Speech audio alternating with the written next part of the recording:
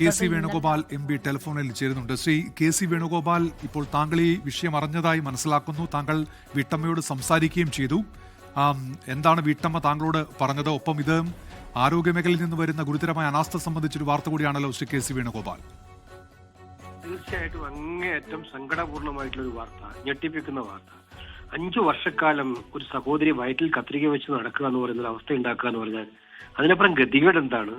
നമ്മുടെ പൊതുജനാരോഗ്യത്തിന്റെ ഗതികേട് വിളിച്ചെത്ത് കൊണ്ടുവരുന്നതല്ല. സർക്കാർ മെഡിക്കൽ കോളേജുകളിൽ ഇതാണ് ഇത്ര അനാസ്ഥയോട് കൂടിയിട്ടാണ് ഒരു കാര്യം ചെയ്യുന്നത്, ലാഘവത്തോട് കൂടിയിട്ടാണോ കാര്യം ചെയ്യുന്നത്?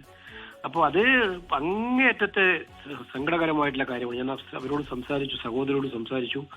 നമുക്ക് സംസാരിക്കാൻ പറ്റുന്നില്ല. അവരുടെ കണ്ണീര് കാണുമ്പോൾ, അവരുടെ പ്രയാസങ്ങൾ കാണുമ്പോൾ എന്ത് മറുപടിയാണ് നമ്മൾ പറയുക? ഇത് ഇങ്ങനെയാണോ? ഇതാണ് കംപ്ലീറ്റ് സിസ്റ്റം ഫെയിലിയർ എന്ന് പറയുന്നത്.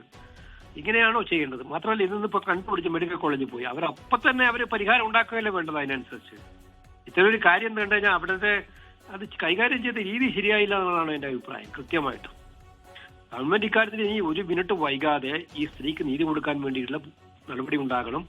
അവർക്ക് നഷ്ടപരിഹാരം കൊടുക്കണം, അവർക്ക് പൂർണ്ണമായ ചികിത്സ ഉറപ്പുവരുത്തണം. ഈ കാര്യത്തിൽ സമഗ്രമായ അന്വേഷണം വേണം. ഇപ്പോൾ ശ്രീ കെ സി വേണുഗോപാൽ, നമ്മുടെ മുൻപിൽ മറ്റൊരു സംഭവം ഉള്ളത് ഹർഷീനയുടേതാണ്. കോഴിക്കോട് മെഡിക്കൽ കോളേജിലെ ശസ്ത്രക്രിയ, അതിൽ ഈ വയറ്റിൽ കത്രിക കുടുങ്ങിയത്, അതിനുശേഷം ഹർഷീന നടത്തിയ സമരം, അതിനുശേഷം വന്ന അന്വേഷണം. പക്ഷെ ഇപ്പോഴും അതൊക്കെ ഒരു വഴിക്ക് കിടക്കുകയാണല്ലോ. അപ്പോൾ ഈ നഷ്ടപരിഹാരവുമായി ഇറങ്ങിത്തിരിക്കുന്ന ആവശ്യമായി ഇറങ്ങിത്തിരിക്കുന്ന മറ്റൊരു വീട്ടമ്മയ്ക്ക് ഉണ്ടായ ഒരു അനുഭവം കൂടി നമ്മുടെ മുൻപിൽ ഉണ്ടല്ലോ ശ്രീ കെ സി വേണുഗോപാൽ. എങ്ങനെ അതിനോട് ഈ ആരോഗ്യവകുപ്പ്, ഈ സർക്കാർ പ്രതികരിച്ചു എന്നത്?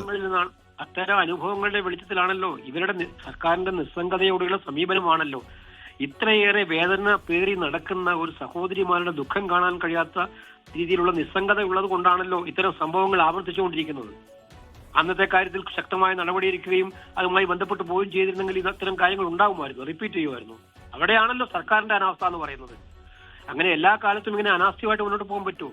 ഇത് സർക്കാർ ഇക്കാര്യത്തിൽ ഞങ്ങൾ കാത്തിരിക്കും. നടപടി ഉണ്ടാകുമോ എന്ന് ഞങ്ങൾക്ക് അറിയാൻ താല്പര്യമുണ്ട്. 24 മണിക്കൂറിനകം ഇക്കാര്യത്തിൽ സർക്കാരിന്റെ ഭാഗത്ത് നടപടി ഉണ്ടാകണമെന്നാണ് എനിക്ക് പറയാനായിട്ടുള്ളത്. ഇപ്പോൾ ഈ തിങ്കളാഴ്ച വരെ കാത്തിരിക്കൂ എന്നാണ് വീട്ടമ്മയോട് ആശുപത്രി അധികൃതർ പറഞ്ഞതായി അറിയാൻ കഴിഞ്ഞത്. ശ്രീ കെ സി വേണുഗോപാൽ, മുഹൂർത്തം വല്ലതുണ്ടോ തിങ്കളാഴ്ചത്തേക്ക്? ഇന്നിപ്പോ പിന്നെ ബുധനാഴ്ച ആയതല്ലേ ഉള്ളൂ. അടുത്ത തിങ്കളാഴ്ച വരെ. അപ്പോ ഇനി അവര് ആ കത്രിയും വയറ്റിൽ വെച്ചുകൊണ്ട് കാത്തിരിക്കണം എന്നാണോ പറയുന്നത്? അതൊക്കെ നിരുത്തരവാദമായ പ്രസ്താവനകളാണ്. നന്ദി. Shri K C Venugopal M പിയാണ് സംസാരിച്ചത്. അദ്ദേഹം നേരത്തെ വീട്ടമ്മയുമായും ഇക്കാര്യങ്ങൾ ചോദിച്ചറിഞ്ഞിരുന്നു. വളരെ വേഗത്തിൽ സർക്കാരിന്റെ ഭാഗത്തുനിന്ന് ഇടപെടൽ വേണമെന്ന് അദ്ദേഹം പറയുന്നുണ്ട്. സർക്കാർ നഷ്ടപരിഹാരം നൽകണം, ഈ വിഷയത്തിൽ ശക്തമായി ഇടപെടുമെന്ന് കൂടി അദ്ദേഹം പറയുന്നുണ്ട്.